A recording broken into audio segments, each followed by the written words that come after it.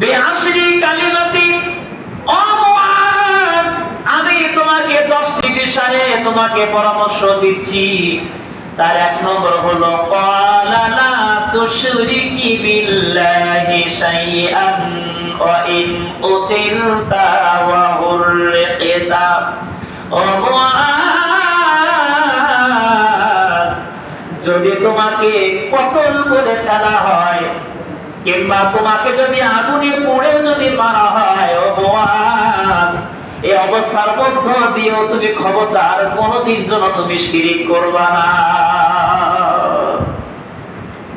তোমাকে যদি হত্যা করে ফেলা হয় এবং তোমাকে যদি আগুনে পোড়ায় মারাও হয়, তারপরও শিরিক করা যাবে না, শিরিক করা যাবে।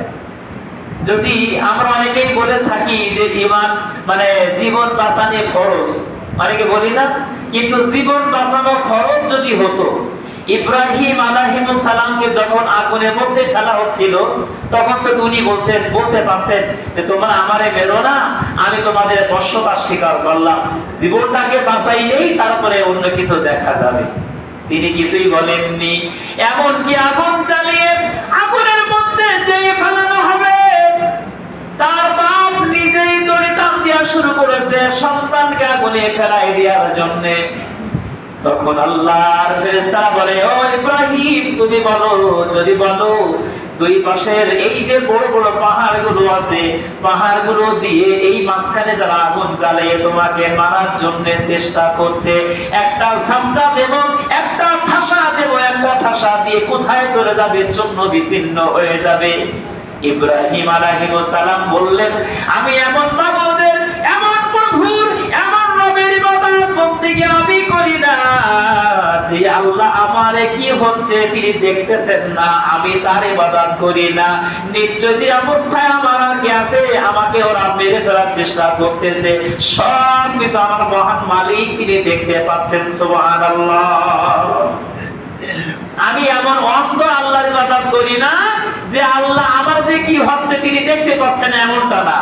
আমার যে কি হচ্ছে না হচ্ছে সব কিছু আসমানে দেখছেন কে? আরো করে বলে আল্লাহ। যখন দেখতেছে তোমার সাহায্য আমার নিয়ে আর কি প্রয়োজন? আল্লাহ কি তোমারে পাঠাইছে? বলে না, আল্লাহ পাঠাইনি। বলে যাও, তোমার সাহায্য আমার দরকার। হযরত জিবরাইল বলে, আল্লাহর নবী, আল্লাহর খলিল ইব্রাহিম, যদি তুমি চাও তুমি বলো, আমার 70,000 পাখনা আছে, ডানা আছে, একটা ঝাপটা দিয়ে এই আগুনগুলো আমি উড়াই নিয়ে সাগরের মধ্যে ফেলাই দেব, এ ক্ষমতা আল্লাহ আমারে দিয়েছে, তুমি একটুখানি আমার সাহায্য নাও। ইব্রাহিম আলাইহিস সালাম বললেন, ও জিবরাইল, এইটা তোমার মনের থেকে কথা না আল্লাহর কথা? বলছে না, আমি তোমার এই বিপদে এগিয়ে এসেছি। আল্লাহ নবী ইব্রাহিম আলাইহিস সালাম কি বললেন, ও আজরাইল, ও জিবরাইল, তুমি হতে পারো শক্তিশালী, কিন্তু আল্লাহ রাব্বুল আলামিন আমাকে যে অবস্থায় রাখে সে অবস্থা আমি খুশি। অল কদরি খাইরি শাররিহি মিনাল্লাহি তাআলা, আমার ভালো মন্দ সব কিছু আমি আল্লাহর উপরে সুবদ্ধ করে দিয়েছি, তোমার সাহায্য আমার দরকার নাই। এবার তিনি তো বলতে পারতেন, আল্লাহ আমারে বাঁচাও, এই জনগণ আমারে বাঁচাও, আমি আগুনে পুড়তে চাই না, আমি আগুনে পুড়তে চাই না। যখন আগুনে ফেলানো হচ্ছে, রশি কেটে দেওয়া হয়েছে, আগুনে পড়তেছে, সেই সময় আল্লাহ পাকের সাহায্য অতটা সহজ না যে আপনি বললেন যে লা ইলাহা ইল্লাল্লাহ, বললেন সাথে সাথে আল্লাহ পাক জান্নাত দিয়ে দেবে। জান্নাত এতটা সহজ না যে মামার বাড়ির ডাল আর মামি একটুখানি বললো এক ওপরা দাও দিয়ে দিল, এমনটা না। জান্নাত পাইতে গেলে আগে পরীক্ষা, তারপরে জান্নাত। কথা ঠিক। আল্লাহ রাব্বুল আলামিন বললেন, ইয়া নারু কুনি বারদাও ওয়া সালামান আলা ইব্রাহিম।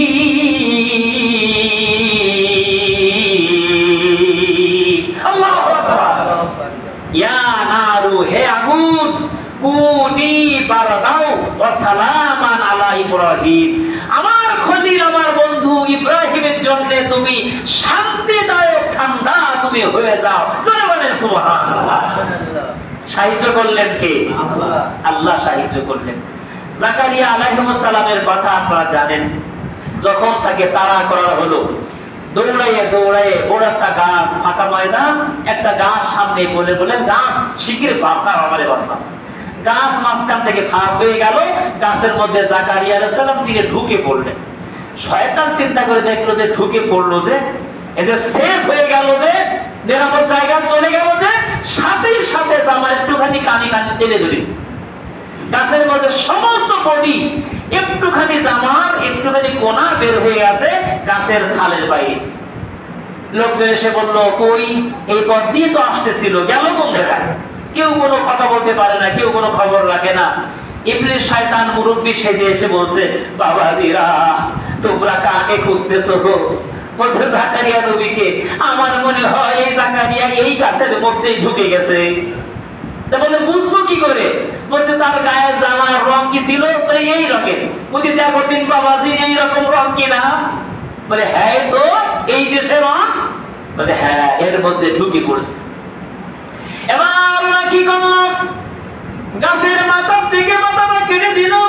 কেটে দেওয়ার পরে চোখ গাছের মতো তৈরি করে, এর আগে যে রামকরাত দিয়ে আপনার গাছগুলো ফাড়ানো হতো, কাঠ কাটা হতো, তক্তা তৈরি করা হতো, এরকম করে দুই পাশে বাঁশ দিয়ে দুই পাশে ভেড়া তৈরি করে ওপর থেকে কাটতে শুরু করেছে। কাটতে কাটতে কাটতে কাটতে যেই মাথার উপরে জাকারিয়া আলাইহিস সালামের উপরে কোরআন যে একটা পোস্ট লেগে গেছে, তখন বলছে, আল্লাহ আমারে বাঁচাও, আমারে রক্ষা করো।